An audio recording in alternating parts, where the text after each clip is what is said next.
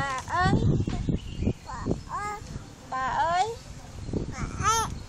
Ông ơi.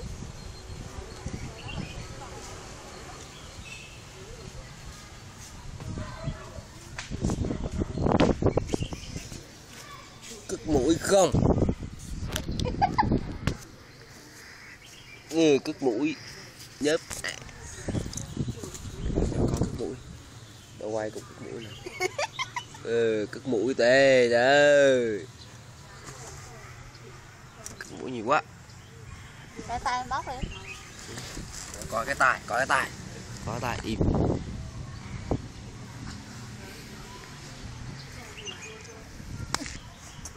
Bà ơi. Ba ơi. Pa pa pa pa. Pa pa pa. Pa pa pa.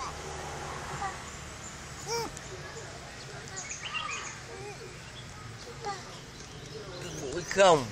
Để coi cất mũi thử. Bay lộn mũi qua đó. Nó là lùng không? Bắn thơm cái, thơm với camera cái. Thơm.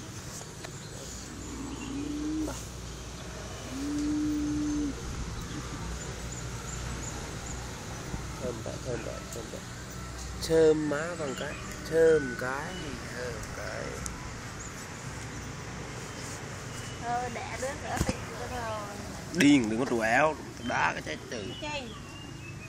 Đẻ đứa nữa là may rồi đó.